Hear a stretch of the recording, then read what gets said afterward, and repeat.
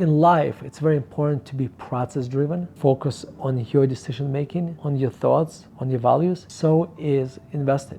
In investing, you want to be incredibly process-driven, because in investing, that is the only thing you have control over.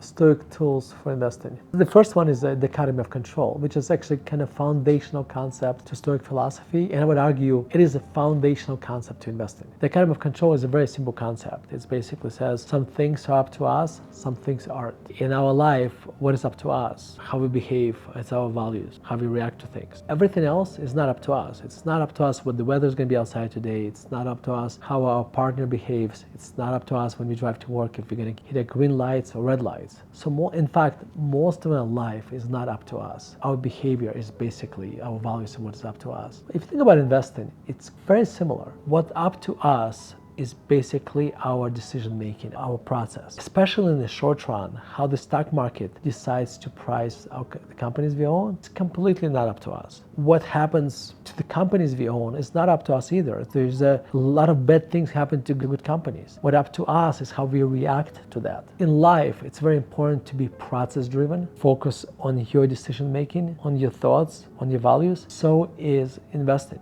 In investing, you want to be incredibly process driven, because in investing, that is the only thing you have control over. Everything else is completely not up to you. Another tool we can borrow from Stoics is a negative visualization. Okay, negative visualization could be used in two different ways. One way you can use it to appreciate what you have, which is basically imagine when you're having a bad day and you ask yourself, what if everything I have has been taken away from me? My parents, my wife, my kids, my work, clean air, clean water, all these things. And if you go through this mental process of imagining this, you realize how great your life is. Okay, so it makes you appreciate what you have. But that's not the concept I wanted to borrow from Stoics. There's the second part for negative visualization. Imagine the future that is bad, and imagine that future. And that once you imagine this future, you almost kind of like vaccinate yourself against it when it happens to you. When it comes to investing, the easiest example is when you buy a company, just imagine that this stock will decline 50%. Try to go through train of thought, how you're going to feel about this. Because at some point this will happen to you. Maybe not with this company, but with one of the stocks you own. And if you do this, you almost vaccinate yourself against when it happens, because you won't feel as bad. So that's a very important concept you can borrow from Stoics. Stoics have this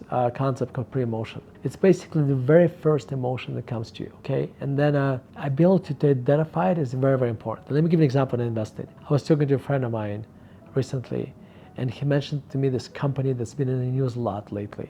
It's been completely beaten up. And as we were talking about this, my first emotion was, this pre-emotion is, oh, this is the crappiest company in the world. Why would you ever want to touch this stock? There's my pre-emotion. And then as I observed it, I realized, oh my God, if I feel this, so does everybody else. So this stock price most likely is already so low that maybe, just think about this, the stock price is just basically a sum, not the value, but the sum price is just a sum of a lot of opinions. If every opinion is so negative, then the stock price most likely very low. That is actually an opportunity for me to take a look at it. It doesn't mean it's a good buy, by the way, but it could be a good buy, because if I think this way, so does everybody else, and that's where opportunity could be. So identifying these innate emotions you have, these pre-emotions, could be very important. It could be a source of an opportunity. If you think about a company and everybody you can think of love this company, probably it's already reflected in the stock as well. So it could be very expensive.